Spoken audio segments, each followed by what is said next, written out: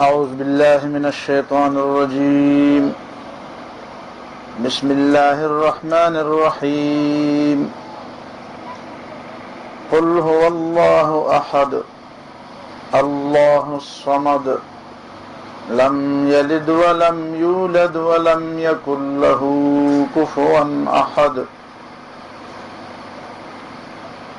الله لا إله إلا هو الحي القيوم لا تأخذه سنة ولا نوم له ما في السماوات وما في الأرض من ذا الذي يشفع عنده إلا بإذنه يعلم ما بين أيديهم وما خلفهم ولا يحيطون بشيء من علمه إلا بما شاء وسع كرسيه السماوات والأرض ولا يؤوده حفظهما وهو العلي العظيم.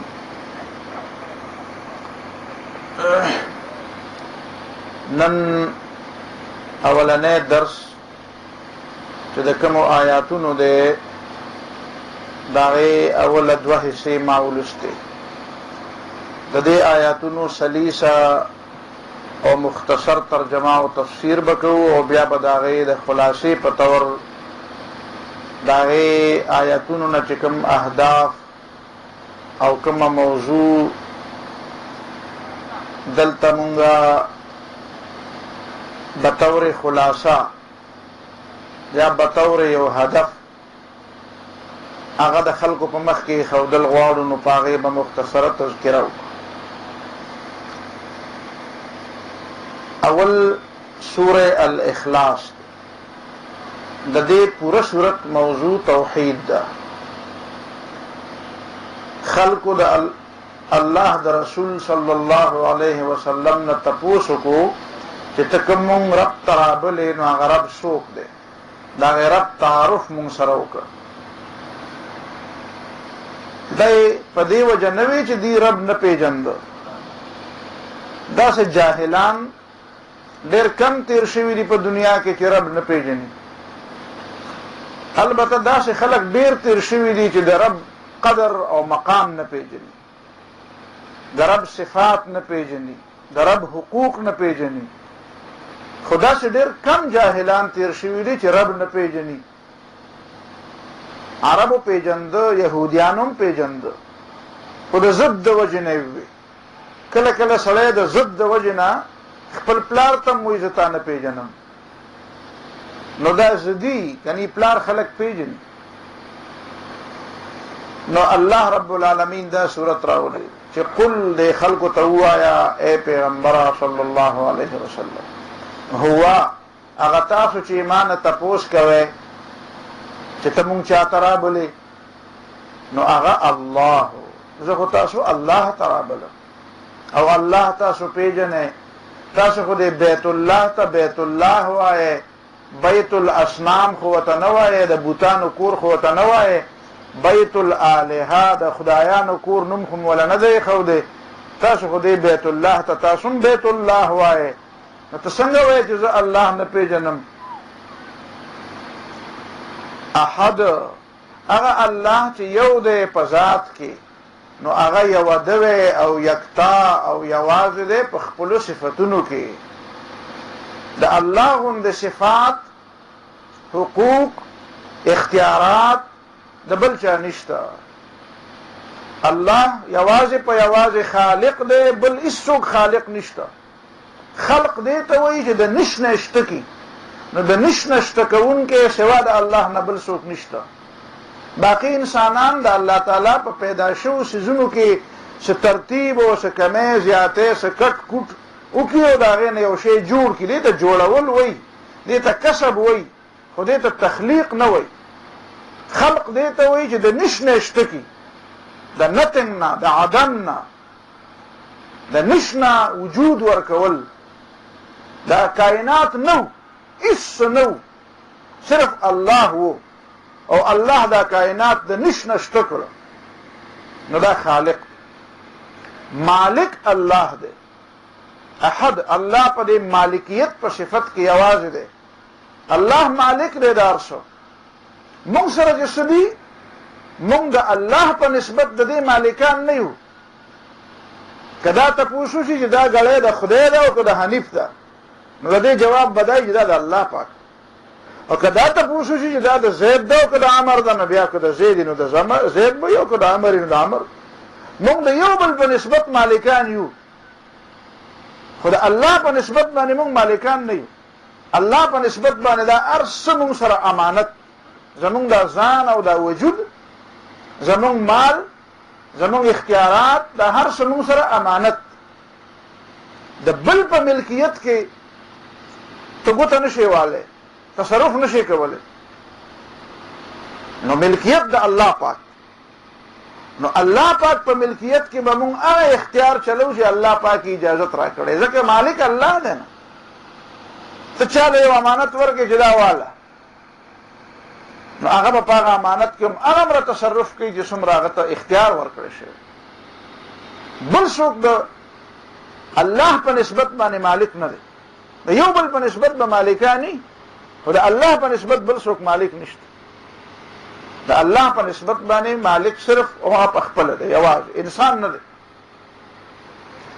او د الله په یو صفت دار چې هغه په هغې کې ممتاز دی، چې هغه حاکم دی، هغه مقتدر اعلی دی. هغه ته حق دی چې هغه حرام او حلال مقرر کړي. هغه ته حق دی چې خلکو ته وایي چې دا کوئ او دا مه کوئ. هغه ته حق دی چې هغه یو فیصله وکړي چې دا قوم به نه، څوک به څنګه پیدا کوي، څوک به څنګه پیدا کوي. دا د الله تعالی اختیار. حاکم هغه دی. او په دې لږه غونې تشریح به په آخر کې. نو الله احد، الله یکتا دی، یو ده او یوازې دی.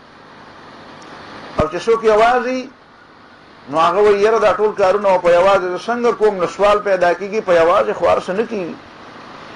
نو الله وایي نه، الله الصمد، ته به محتاج یې، الله خو بې حاجته دی. د صمد ترجمه عام طور خلک کوي بې نیاز، او د بې نیاز لفظ نه د خلکو په ذهن کې دا راشي چې بې پروا، او د بې پروا لفظ نه د خلکو په دماغو کې دا راشي چې یاره نو چې بې پروا دی، نو که زه جاړم نو د هغه پې څه پروا، او که زه ترې غواړم نو د هغه پې څه پروا. نو زما جړام بې فایدې، او زما غوښتلم بې فایدې، او زما مونځم بې فایدې. خو دا درې واړه خبرې خطا دي. الله صمد دی، او په دې معنا باندې الله بې پروا هم دی چې د چا بندګۍ ته حاجت نشته، د چا تایید ته حاجت نشته. که څوک خدای ومني نو همغه خدای دی، او که څوک خدای ونه مني همغه خدای دی. په دې معنا خدای، خو په دې معنا چېرته بې پروا نه دی چې د خلکو اواز نه اوري. او وایي ما وایي زه اورم. مونږ په لمانځه کې وایو سمع الله لمن حمده، چې څوک د خدای صفت کوي الله یې اوري، الله یې قبلوي.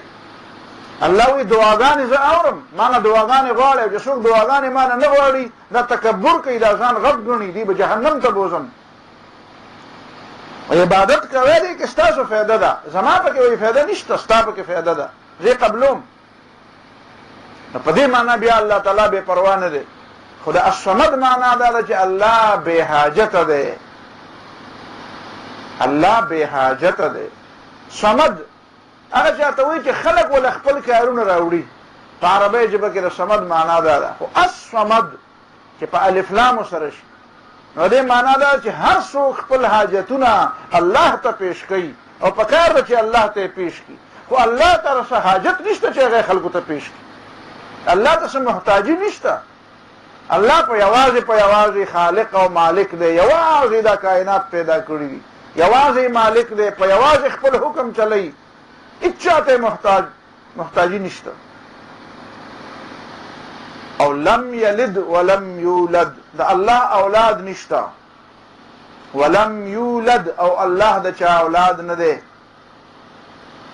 دا خو هیچا اعتراض نه دی کړی چې الله د چا اولاد دی. دا عقیده هم چا نه ده ساتلې. البته دا عقیده بعضې خلکو ساتلې وه، غلطه یهودیانو، عیسایانو، د مکې مشرکانو، چې د مکې مشرکانو به وایي ملایک د خدای لونه دي، یهودیانو به وایي عزیر علیه السلام د خدای زوی دی، او عیسایان وایي عیسی علیه السلام د خدای زوی دی. خو دغه عقیده خو د هېڅ چا نه وه چې د الله تعالی هم د چا زوی دی. نو لم یلد، نو د الله اولاد نشته. دا خبره ځکه مخکې کړه، کنی نو سړی مخکې زوی شي نو اله بیا پلار شي، چې زوی شوی نه نو پلار به څنګه شي؟ نو پر ترتیب کې لم یولد ولم یلد، اصل ترتیب خدا دی چې لم یولد الله د چا اولاد نه دی، او ولم یلد او د الله اولاد نشته. خو الله تعالی دغه ترتیب نه دی راوړی، دا بل ترتیب راوړی چې لم یلد د الله اولاد نشته، ځکه چې خلکو د الله لپاره اولاد منلی و. دا رستنۍ خبره پکې الله تعالی په خپله وکړه چې دا خو چا منلې نه ده، خو په دې ځان پوهې کې چې د الله تعالی د چا اولاد هم نه دی. څوک چې د چا چې اولاد دي نو هغه د چا اولاد دي، د چا چې اولاد دي نو په خپله د چا اولاد دي، نو دا ته په خپله نفي شوه. نو د دې تصریح الله تعالی وکړه. اوس دا تصور د خلکو په ذهن کې چې نه به د چا اولاد دي او نه به یې څوک اولاد دي، نو بیا هغه خبره کوي، د احد هغه خبره بیا تازه کوي چې ولم یکن له کفوا احد، د الله کف، الله سره برابر، د الله مثل، د الله پشان هیڅ څوک نشته، ځکه چې باقي ټول مخلوق دی او الله خالق دی، او مخلوق د خالق پشان نه کیږي. رسول الله صلی الله علیه وسلم سره د عیسایانو وفد راغلی او مناظره ورسره کوله. نبی علیہ السلام ته هم دغه ساده خبره وکړه. تاسو چې وایئ چې عیسی علیه السلام د الله تعالی زوی دی، نو دا راته ووایئ چې الله تعالی خو په هر څه قادر دی. عیسی علیه السلام په هر څه قادر و، الله خو هر چا له روزي ورکوي، د هر چا اختیار د الله په لاس کې دی. د عیسی علیه السلام په لاس کې د هر چا اختیار و. د الله خو نه پلار شته او نه بچي شته او نه مور شته. د عیسی علیه السلام مور نه وه. عیسی علیه السلام باندې خو مرګ راغلی، په الله خو مرګ نه راځي. نو تاسو څنګه وایئ؟ او پلار خو د زوی په شان او زوی د پلار په شان دي، د پلار او د زوی په منځ کې خو مماثلت دي. نو څنګه تاسو عیسی علیه السلام ته د الله تعالی زوی وایئ؟ نو هغې خاموش. نو خاموش شو، خو خاموش کېدل جدا شی دی او منل جدا شی دی. ځکه خو د هدایت او د دلالت خبره دلته مونږ کړې ده. برنارد شاه راغلی او بر صغیر ته او د اسلام ډېر زیات تعریفونه کړي. برنارد شاه تاسو پېژنئ، برطانیې ډېر لوی ادیب و، ډېر زیات تعریفونه د اسلام وکړو. چېرې تپوس وکړو یاره ته خو د اسلام دومره صفتونه کوې، نو ته مسلمانېږې نه؟ نو هغه بس آئیں بائیں شائیں اخوا دیخوا. مولانا مودودي بیا په هغې باندې یوه خطبه ولیکله چې اصل خبره دا ده چې هدایت او دلالت یو بل شی دی، پورې جدا شی دی، هدایت جدا شی. هدایت دپاره یو شرط دی، هغه به وروسته وایي، هغه مختصر ژبه کې وایي. دلته مې دا صرف حواله وه. ولم یکن له کفوا احد، د الله غوندې هېڅوک نشته، ځکه چې باقي مخلوق دی، مخلوق د خدای غوندې نه کېږي. دا توحید دی. الله لا اله الا هو، الله الله دی، د الله نه بغیر بل معبود نشته، بل اله د عبادت لایق، د بندګۍ لایق څوک نشته. ځکه چې دا صفتونه چې را روان دي دا صرف په الله تعالی کې دي، بل چا کې نشته. څه دي؟ الحي همیشه ژوند دی، د چا د وجې نه نه دی، چا وله ژوند نه دی ورکړی. الحي په ته چې زم ژوند دی، ما خو ته الحي نه یې، ما او تا له ژوند الله را کړی. الله زما او ستا د وجې نه ژوندی نه دی، ما او تا د الله د وجې نه ژوندي. القیوم انتظام کوونکی، تدبیر کوونکی دی د خپلو کائناتو په خپله. القائم بتدبیر الخلق بنفسه، په خپله د خپلو کائناتو او د خپل مخلوق تدبیر او انتظام کوي. القیوم قائم، قیام ولاړ، په خپله ولاړ دی، په خپله نگران دی، په خپله انتظام کوي. د چا د وجې چا ورته ډیوټي نه ده واله کړې، دا ډیوټي چا لګولې نه ده، دا کار ورته چا سپارلی نه دی، دا په خپله کوي. لا تأخذه سنة ولا نوم، د ټولو کائنات انتظام کوي، د خوب پې نه راځي او پرکالي پې نه راځي. که د یو علاقې انتظام وی نو په هغه علاقه کې به چې ورځ وي نو سړي به انتظام کولی، چې شپه وي نو صدر صاحب به موده کېږي او جرنیل صاحب به موده کېږي او جج صاحب به موده کېږي او هر څوک موده کېږي. الله تعالی زه ټولو کائناتو انتظام کوم. دا د شپې او د ورځې تعلق خو د ځمکې د محدود خطې سره دی، په باقي کائناتو کې دا نظام نشته. لا تأخذه سنة، پرکالي د ستړیوالي په وجه دا په جسمونو راځي، دا په مخلوق راځي، دا په هغه چا راځي چې په هغې کې څه کمی ګوره ملایک نه وده کېږي، ګوره په جنت کې به خلک نه وده کېږي. دا کمی چې په مونږ کې نن دی د وده کېدو د نشوالي په وجه د ستړي کېدو په وجه دا به ختمه. الله تعالی کې دا کمی نشته، په هغه پرکالي نه راځي، په هغه خوب نه راځي. او له ما فی السماوات و ما فی الارض، د الله دی هغه څه چې په اسمانونو کې دي او په ځمکو کې. موږ اسمانونه پیژنم نه، او الله تعالی وایي زما دي، ته بل ځمکه پوره نه پیژنې. من ذا الذي يشفع عنده الا باذنه. کله کله د سړي په اختیاراتو کې بل سړی مداخلت کوي، په پردي کار کې کار ولري، هغه وایي یاره جی زه دا کار کوم، ابل پس راشي نجی وایي دا خو به داسې کې، دا خو به داسې کول غواړي. الله تعالی وایي ګوره زما اختیاراتو کې مداخلت نه کوي. مداخلت کله کله د زور د وجې نه، کله د زارۍ او د مینت د وجې نه، د زارۍ او د مینت د وجې نه چې هغې ته سفارش وایي. سړی داسې په طریقه غوندې لاړ شي، یاره جي تاسو خو ډېر خو جي زما دا تاسو خو دا فیصله کړې ده، خو جي زمونږ دا خبره به پکې ومنئ. الله تعالی وایي زور خو په ما د چا نه چلېږي، خو په خپلو اختیاراتو کې د چا زاریم نه منم، د چا مینت هم نه منم. او د هغې وجه یې پېښ کړه چې یعلم ما بین ایدیهم وما خلفهم. ګوره کوم سړی چې سفارش کوي هغه چا را دیکه کړی، چا را پوش کړی، یا ورته زوی ویلي چې ابو ما به پاس کې، یا ورته رور ویلي چې باچا ما به نوکر کې، یا ورته ووټر ویلي چې صاحبه دا به رالکې وسو. نه د چا د دباو د وجې نه، د چا د ټیلې د وجې نه هغه را په منډی او غرضي هغه ته پته نه وي نور، هغه صرف هغه ویني چې کوم شي دپاره دی راغلی.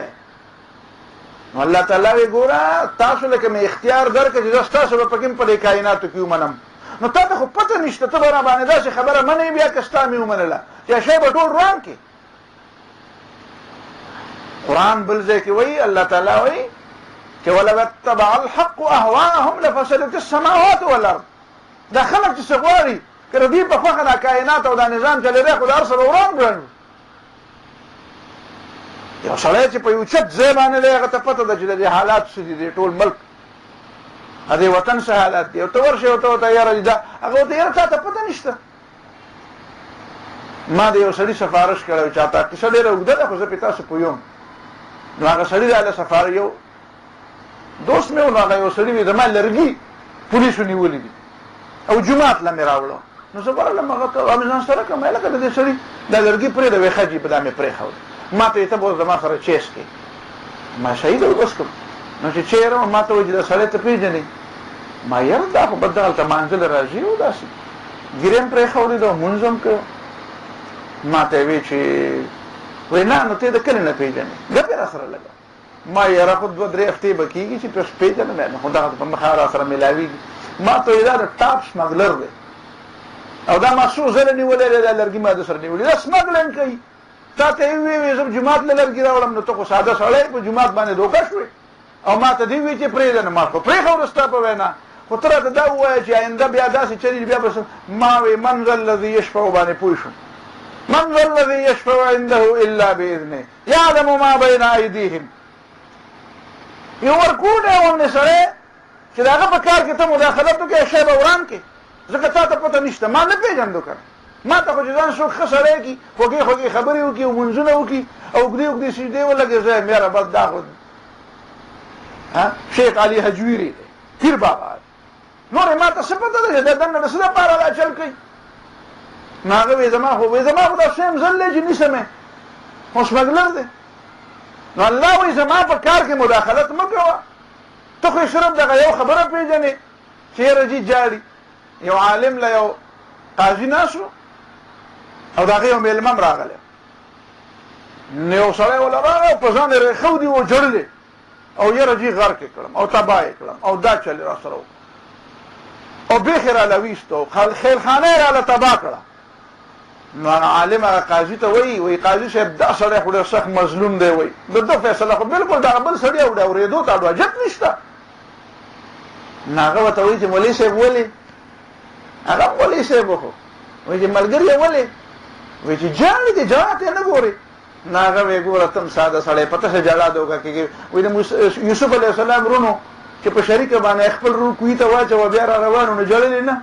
قرآن نه وایي وجاءوا اباهم عشاء یبکون رور یې کوهي ته واچو سازش یې وکړو د پلار زړه یې دردمن کړ او بیا راله او جړلې.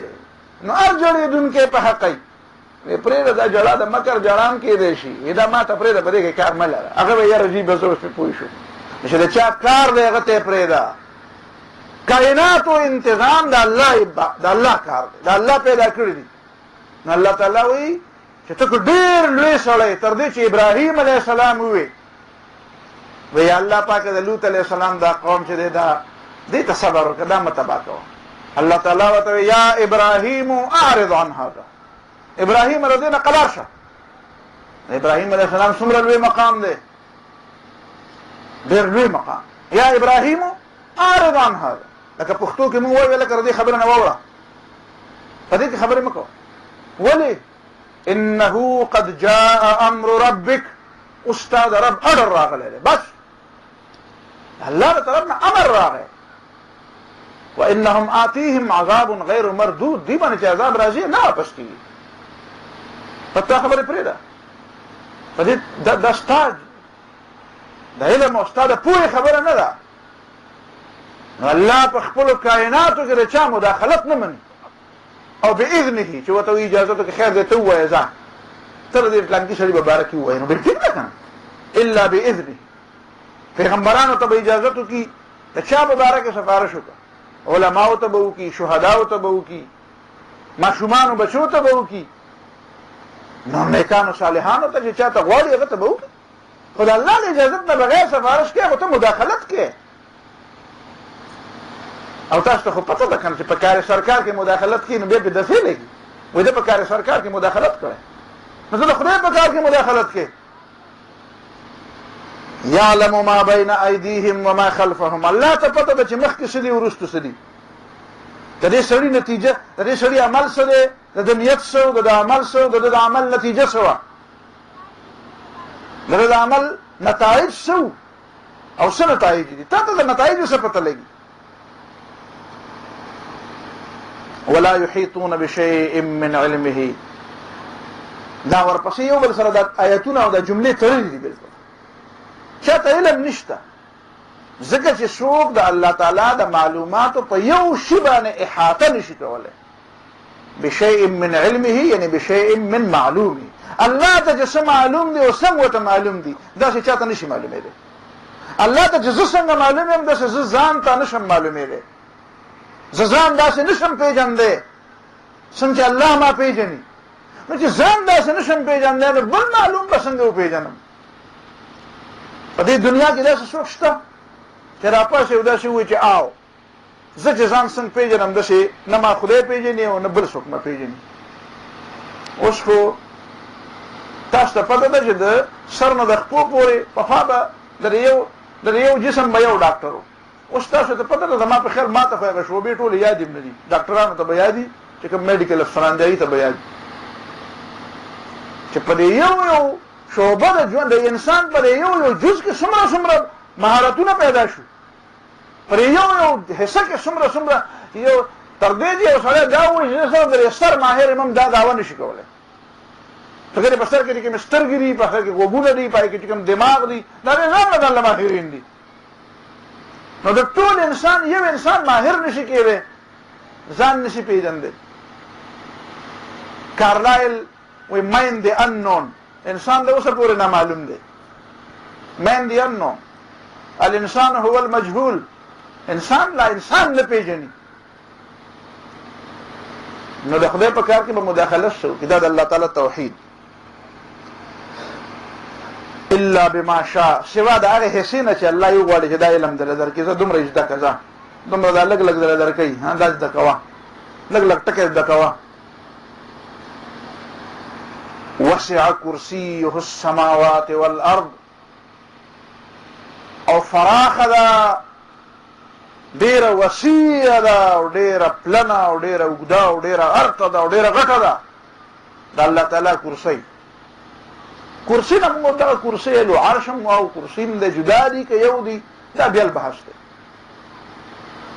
وسع کرسيه دو معنی د الله حکومت د اسمانونو او د ځمکو نه مخوا دی اوس د اسمانونو نه اخوا په څه حکومت دی نو مونږ یې را په ځمکه چې کوم حکومت دی او په ما چې کوم حکومت دی مونږ لا هغه ونه پېژنده ځکه مونږ د نورو خبرونو نه یو وزګار پکار ده چې مونږ دا پېژندی که نه چې دا په مونږ یې حکومت دی نو دا څنګه دی دا چې په دې ځمکه حکومت دی دا څنګه دی پر دې ځمکې نه اخوا په اسمانونو حکومت دی او د اسمانونو او د ځمکو نه علاوه د هغې نه حکومت ډېر وسیع دی یو معنا ده دویمه معنا وسع کرسيه کرسي علم ډېر فراخه دی د الله تعالی علم ډېر وسیع دی د الله تعالی علم زما ستا علم څومره دی زما ستا علم څومره دی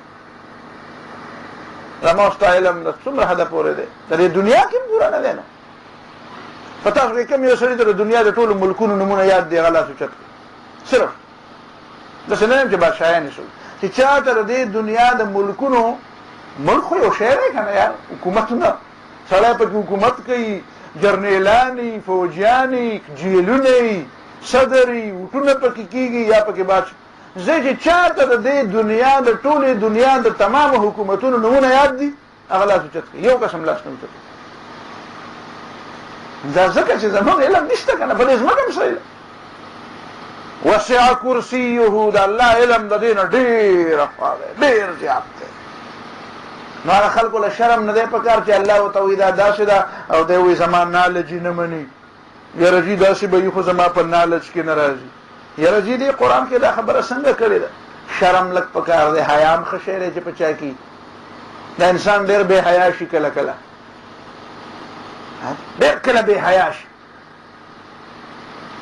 فاذا هو خصيم مبين وای ما د سنه پیدا کړی او ته ما سره باس کې وای حیا پکار ده پتا کې نو دا او یو بل معنا هم ده هغه تم سوچ کې وسع او راټینګ کړی دا دا چا راټینګ کړی د اسمان نو ځمکه دا کوم جرنیل راټینګ کړی دا کوم صدر راټینګ کړی دا یورپیانو راټینګ کړی د ځمکه چا راټینګ کړی دا عام خلکو خو په دا خیالي که نه چې د اسمان ته ستنې نشته دا بېستر وي اسمان ودرولې هم دا ځمکه چې بېستنه ودرولې ولې د ځمکې ته ستنې شته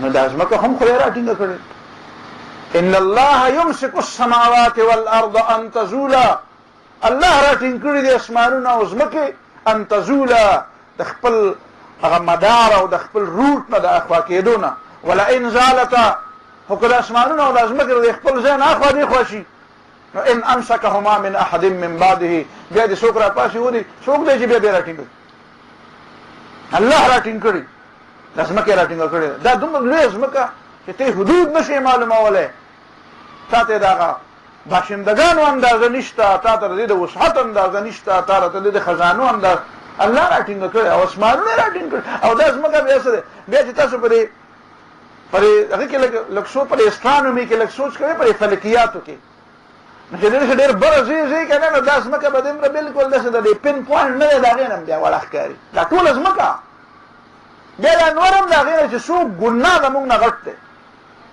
د دې ځمکې نه هغه هم بیا د دونه ورکوټ هغه جوپیټر به هم درته ډېر زیات ورکوټ دی د هغې نه هم پسې ډېر ورکوټ دی پسې بره ځه بیا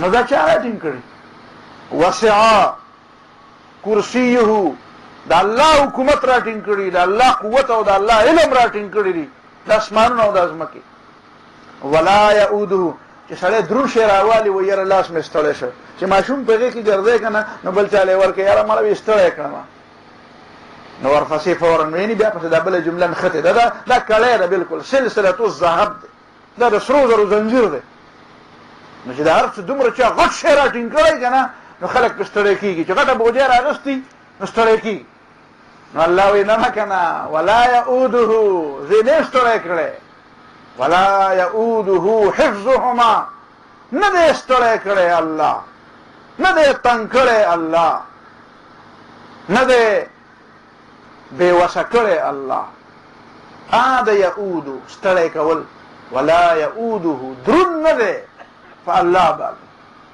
ګران نه دی په الله حفظهما د دې کائنات او اسمانونو او د ځمکو دا ساتل دا راټینګول د دې ضرورت پوره کول دا په الله ګران نه دي ځکه چې ته الله پیژنې نه وهو العلي الله ډېر عالي مرتبت دی العظیم ډېر زیات لوی دی ډېر زیات لوی په دې العلي کې هم ډېر لویوالی دی او په دې العظیم کې چې دواړه ورسره یو ځای کې نو ډېر زیات لوی دی د تصور نه د برتر از خیال و قیاس و ګمان و وهم د خیالاتو نه د تصوراتو نه د قیاساتو نه د ګمانونو نه د وهمونو نه د دې هر څه نه ډېر زیات بار دا توحید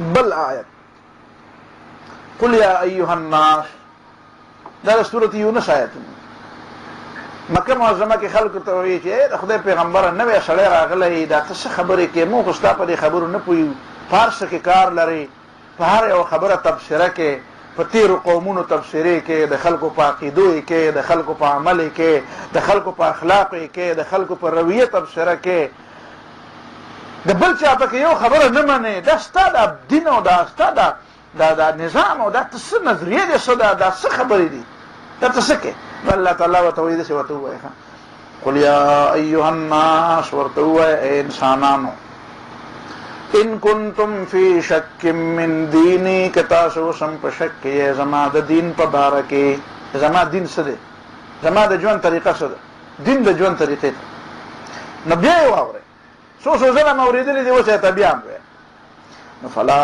اعبد الذین تعبدون من دون الله زه عبادت او خبره نه منم بندګي نه کومه غلامي نه کومه زه نه اوبه کومه زه نه منم زه نه فالو کومه زه خبره نه منم زه اقتدار او قوت او غلبه او خدایي نه منم دا هغه کسانو چې تاسو عبادت کوئ د الله نه بغیر ها که د الله چې کوئ نو خو منم ولكن اعبد الله الذي يتوفاكم لكن زه بندگی کوم دا غزاد چې تاسو وجني يتوفاكم نو داسې څوک شته چې دغه د چا د ساه د اخیستو اختیار د هغه په لاس کې نه د هغه په لاس او که د نمرود په شان څوک مرګ او ژوند نه پېژني نو بیا بېوقوف دی چا وایي چې ما خو په ټوپک ویشته او بم مې پرې راواچو مړ مې کړ نو دا بیا بېوقوف دی دی مرګ او ژوند نه پېژني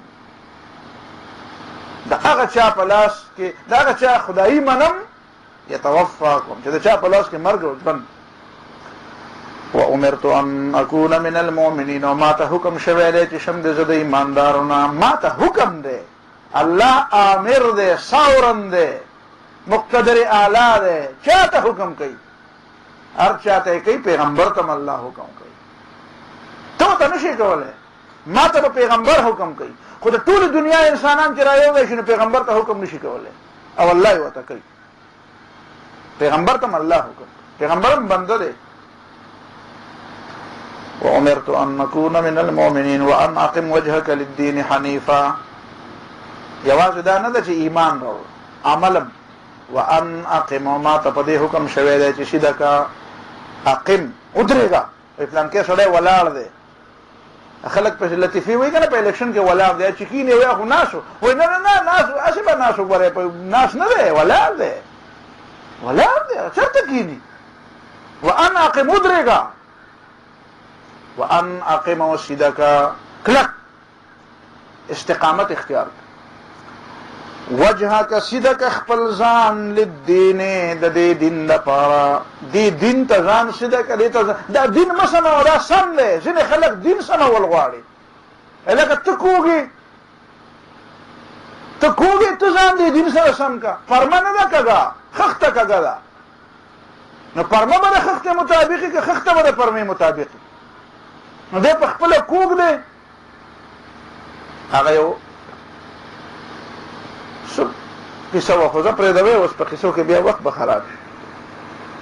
کوږ ځان ته نیغ وایي دی کوږ دی، وایي دی په خبره شیشه چېته کې دغه وکړه نه، سړي شیشه خرڅوله. اوس څه به وایي چې خدای خبر څه متلو، سړي شیشه خرڅوله، آینه نه آینه. نو هغه چې پکې خپل مخ وکتو نو هغه مخ یې پکې کوږ ښکارېده، هغه ته وایي دا شیشه دې کږه ده. هغه ورته وایي ته بل چا ته ووایه ستا دا مخ کوږ دی، شیشه نه ده کږه، شیشه ټیک ده.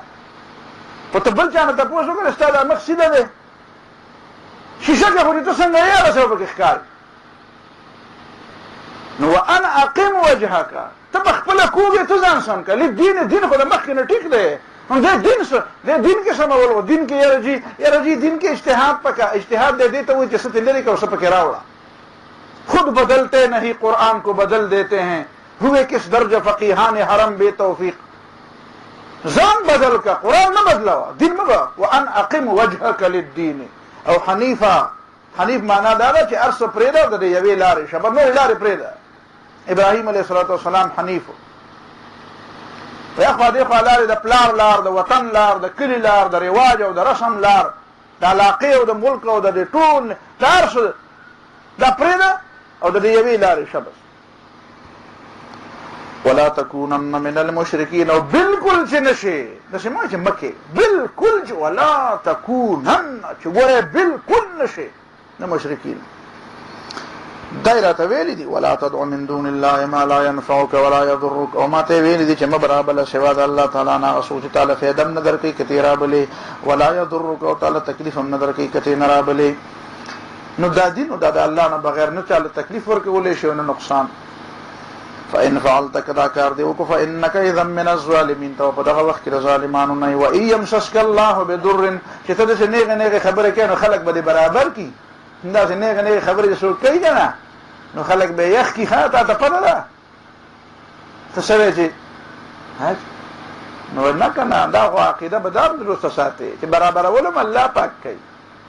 و إن يمسسك الله بضر، او که ورسي الله تعالی تا ته څه تکلیف. ولا تدع من دون الله ما لا يضرك ولا ينفعك فإن فعلت كذا کار دی وکړه فإنك إذا من الظالمين، ته په دغه وخت کې د زیاتۍ کوونکو نه په خپل ځان سره به زیاتۍ وکړي. وإن يمسسك الله بضر، او که ورسي الله تعالی تا ته څه تکلیف فلا کاشف له الا هو، نو د هغې دپاره لرې کوونکی نشته مګر یو الله. تکلیف به څوک لرې کوي؟ نو تمې به دنه څوک لرې کوي؟ نو دا دردونه به دنه څوک لرې کوي؟ الله پاک. او چې د قبر کاڼي په ځان باندې مه کوي چې دی به رانه دردونه لرې کوي. نه، قبر باندې کاڼي په ځان باندې مه مه دا مطلب شو. وَإِن يُرِدْكَ بِخَيْرٍ، او که الله تعالی تا ته خیر رسول غواړي فلا راد لفضله، نشته څوک واپس کوونکی د الله تعالی د فضل لپاره بې د نه څوک واپس کولی نشي. یصیب به من یشاء، رسوي الله تعالی دا فضل خپل هغه چاته چې د هغې اراده شي من عباده د خپلو بندګانو نه. وهو الغفور الرحیم، دا خیر الله تعالی بخونکی هم دی او مهربان هم دی. قل یا ایها الناس، ورته وایه ای انسانانو قد جاءکم الحق من ربکم، حق تاسو تراغی تاسو در رب طرفنا. فمن اهتدى فلنفسه فانما يهتدي لنفسه، څوک چې په سمه لار شو دی په سمه لار شو د خپل ځان لپاره. په الله دې احسانونه نه خېږئ. الله ته نه وایي چې ما ستا ومنل، د الله شکر دی بس.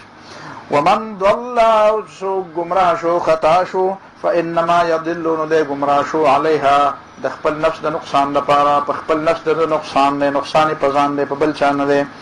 وما انا علیکم بوکیل، او نیم زه په تاسو باندې څه نګران او داروغه او زور کوونکی. اتبع ما یوحى الیک، ای پیغمبره ته خو منه هغه څه چې تا ته وحی کېږي. واصبر، او د دې باوجود هم په دې سختو حالاتو کې ټینګ پاتې شه. حتی یحکم الله، تر دې چې الله فیصله وکړي. وهو خیر الحاکمین، والله تعالی بهتر فیصله کوونکی دی. بل آیت رسول الله صلی الله علیه وسلم یهودیانو ته د اسلام دعوت ورکړو، یهودیانو او عیسایانو ته. او دا خط نبی علیہ السلام لېږلی و هرقل ته، هرکولس ته، او پای کې ورته دا آیت لیکلی و چې مونږ خو تاسو خدای ته رابولو، نو تاسو خدای پاک ومنئ که تاسو وایه مونږ هم الله منو.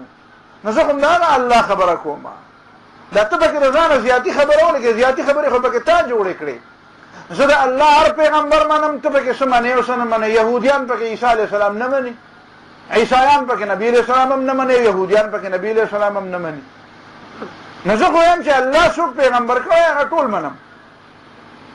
که زمانه مخکې دي عیسی علیہ السلام دی، موسی علیہ السلام دی، او که د هغې نه هم نه پخکې پیغمبران دي، که ما ته معلوم دي او که ما ته نه دي معلوم. نو ته خو پر اولنۍ خبره کې ما سره ملګری شه، نورې خبرې به د دې نه بیا ګورو چې الله منې که نه منې. لیکن بله خبره به ورته دا کوي چې توحید به منې خو شرک به نه منې، او ته شرک کې نو د هغې خبره ورته کوي چې ولا یتخذ بعضنا بعضا اربابا، د یو بل نه د خدایان جوړ کړي دي. یا اهل الکتاب وایه چې ای د کتاب والو تعالوا راشه الى تعالوا، پر تعالوا ټکی کې یو مطلب یو په عربی کې وی راشه، ایته راشه، یو وی تعال، په دوانو کې فرق دی. ایته راشه، تعال معنا دا چې ته ډیر ښکته او زه ته ډیر اوچتوالی ته رابلم چې ما خواله راشه او زما ومنې که نه نو ډیر علو به درته میلاو شي. تعالو زما خبره ومنې، د غټوالي خبره درته کوم، ډیر اوچت ځای ته دې رابلم، ډیر اوچتې مرتبې ته دې رابلم. تعالو راشه چې غټ خلق دنه جوړ شي. پس الى کلمت یوې خبرې ته سواء بیننا و بینکم چې برابره ده زمونږ او ستاسو په منځ کې، یعنی نه زما ذاتي خبره ده نه ستا ذاتي ده، د الله طرف نه ده. ستا هم پکې فایده ده، زما هم پکې فایده ده. ته هم دعوه کوې زه هم دعوه کوم، سواء بیننا. زما پکې څه زیات حقوق نشته. هغه څه ده الله نعبد الا الله، چې د الله نه بغیر به د بل چا بندګي او عبادت نه کوو، خو یوازې په دې کار نه کېږي که نه ولا نشرک به شیئا. توحید به منو خو شرک به نه منو، الله سره به څوک شریکو نه.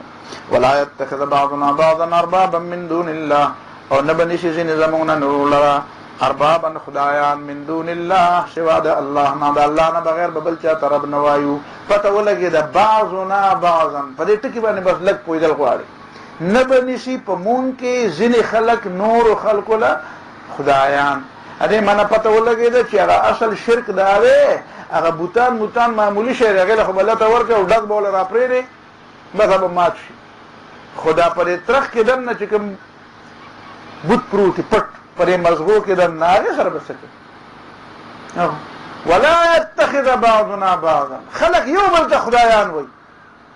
دا آیت او د سورۃ توبه بل آیت دی، هغه چې راغی 31 نمبر آیت په سورۃ توبه کې دی چې نبی علیہ الصلوۃ والسلام ته وعده را سره وکړي او هغې خلکو ته اتخذوا احبارهم ورهبانهم، دوی خو د خلکو خپلو پیرانو او مولیانو نو دوی د خدایان جوړ، پوپ نه خدای جوړ کړی.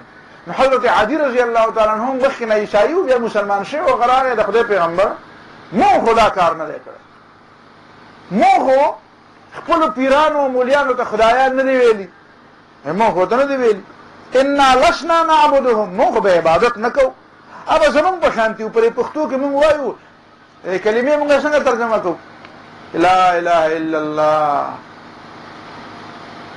د الله نه بغیر بل خدای نشته، یا شریک د بل په نامه نشته. مونږ داسې اکثر وایو خدای پاک بېشکه چې خدای ته یوې او شریک د بل په نامه د شریک نشته. مطلب یې دا دی چې خدای به چا ته نه وایي او نور خو چې څه کوو نه به کوو، که چا ته د خدای نسبت کوو او کار، خو بس په نامه د بل شریک نشته. مونږ هم دا چل کوو، شریک د بل په نامه نشته، نه په نامه یوازې شریک نه. ولا یتخذ بعضنا بعضا اربابا، هغه هم دا وی د خدای پیغمبره لسنا نعبدو، موږ خو عبادت نه کوو، د پیر صاحب او د پوپ عبادت خو موږ نه کوو. نو رسول الله صلی الله علیه وسلم پوه شو چې ښه د عبادت دې ته وایي چې دا سر ورته په ځمکه کښېږدي. نو دا خو څوک د شیطان هم نه کوي، دا د شیطان عبادت څوک کوي؟ او سورۃ یاسین خو تاسو ته یاد دی که نه، الم اعهد الیکم یا بني آدم الا تعبدوا الشیطان، ولې ما ته نه ویلي شیطان عبادت به نه کوي؟ نو تا کړی دی ځکه دوزخ له رالی که نو شیطان ته چا سجده کړې؟ خبره یې مني، جي صحیح کوي، خبره یې مني. نبي علیہ السلام په دې پوه کړه ځان سره بالکل غوټه کوي دا ټکې. نو فقال نبی علیہ السلام خو صلی الله علیه وسلم معلم دی که نه، پوهول کوي که نه. نبی علیہ السلام ته فرمایي الیس یحرمون ما احل الله فتحرمونه، چې کوم څیزونه به الله تعالی حلال کړي او پیر صاحب دغه پوپ به درته ووایي چې دا حرام دي، نو تاسو به حرام نه ګڼئ. د الله حلال شوي څیزونه چې به درته ده وایي چې حرام دي دا به نه کوې، نو تا به څنګه چل کوو موږ بجی راغی ويحلون ما حرم الله او چې الله به حرام دي خو چې دوی به یې راکوه خیر دی نو تا به کول نه ویره جیاو قال قلت بلا ویاو دا کارونه کوم کړی خو لکه دې ته عبادت نه وایي نبی علیہ السلام وی فتلک عبادتهم دغه ته عبادت وایي دا عبادت نه پیژندلې عبادت دې ته وایي چې الله وایي دا حلال دی او بل وایي دا حرام دی او ته دا غبله غومنه عبادت دې ته وایي چې الله وایي دا حرام دی او بل وایي دا حلال دی او ته دا غبله غومنه زمونږ په وطن کې سود حرام دی که حلال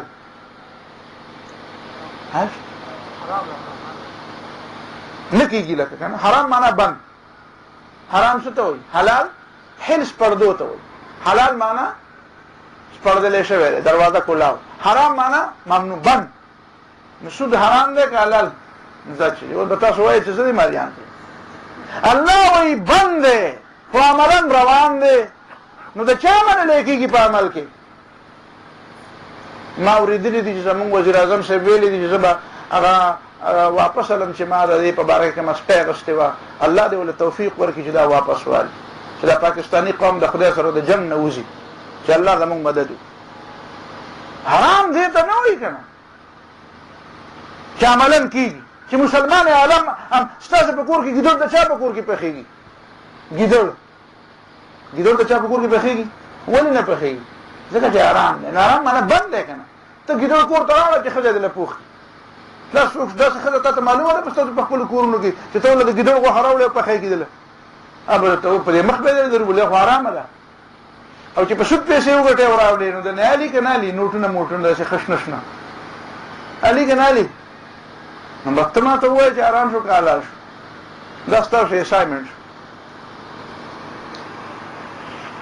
ولا يتخذ بعضنا بعضا اربابا من دون الله فان تولوا كديوي يا روش خوري بلبل فان تولوا وسه پورې سمې خبرې کولې اوس د فکر ارسو د فکر اولل نو ورته ته په پارسه کې کار لري فان تولوا دې خبرو کې بیا خلک مخړې یا رجی وې دا خبره دا نو پکې دا خبرې هم کوي عامه دا واځو د نصیحت خبرې کوا فان تولوا کبیا خلکو مخ واړو نفقول اشهدوا بأننا مسلمون تاسو ته وایي چې تاسو خو ګواه شئ چې مونږ خو منو مونږ خو که تاسو یې منئ که نه منئ مونږ خو منو مونږ تابعدار یو بل آیت سورة انعام کې آیت دی ولا تاکلوا مما لم یذکر اسم الله حرام او حلال خبره وشوه که نه مه خورئ هغه شی چې د الله نوم پرې نه یاد شوی مشرکانو به وي چې الله یې مړ کړي مردار شي نو تاسو یې نه خورئ او چې په خپله پرې چاړه راکاږئ نه بیا یې خورئ وایي عجیبه مسلمانان یې چې خدای مړ کړی نو هغه نه خورئ چې په خپله یې مړ کوی نو هغه خورئ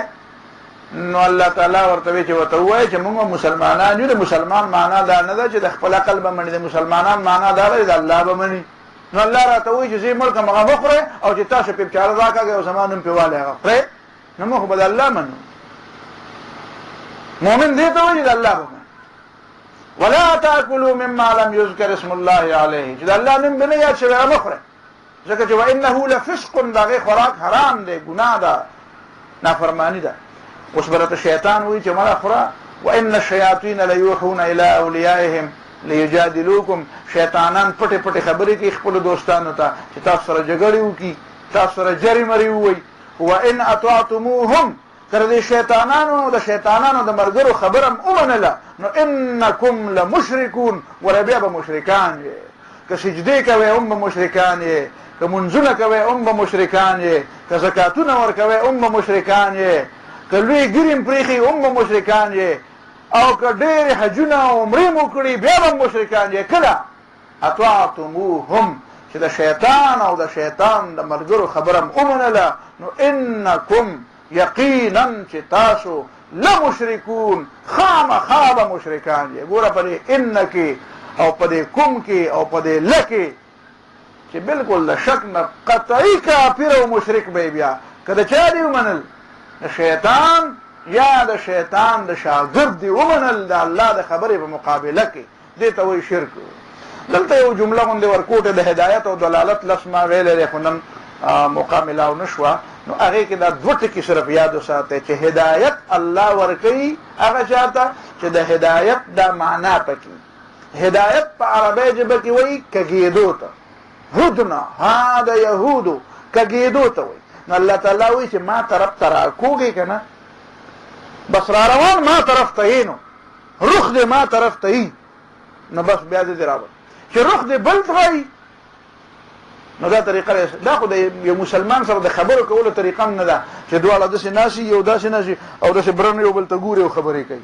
دا خو د مسلمانۍ طریقه هم نه ده نو هذا یهود معنا هد هدایت الله وایي زه به رهنمایي در کوم خو چې په تا کې انابت ته ما طرف ته را روان ستا توجه ستا د زړه اراده ویهدي الیه من ینیب ویجعل الرجس علی الذین لا یؤمنون چې ته ګندی نو زه دې په پاک ځای کې نه پوهېدم دا جومات کې تاسو به دې سب کې به هغه سړی پرېږدئ چې په ځان پورې دا ګندګي د ګټر دا مګلي او راشي ستا په دې خوا کې ودرېږي ته یې پرېږدې ځان سره چې ستا زوی او په ګټر کې ځان پرې ګند لړلی او ډېر نازوین زوی دی او خوا کې راشي او ته ډوډۍ خورې او تا سره کښېني او په دې پلیټ کې درته لاس ووایي او په دې لاسه پورې ګند نو ته به د هغه لاس په دې پلیټ کې پرېږدې نو الله پاک وایي چې نه کوم دا که نه ګند به نه پرېږدم دا جنت پاک ځای دی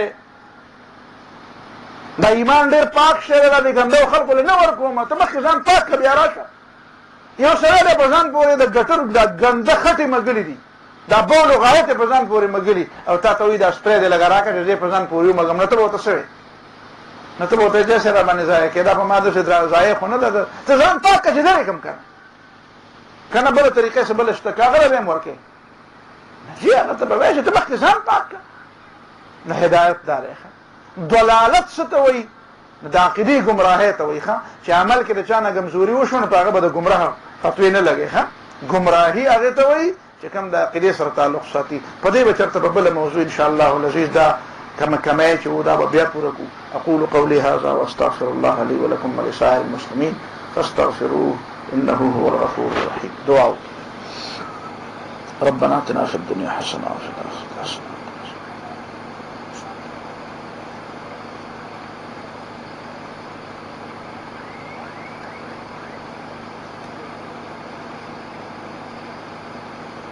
صلى الله تعالى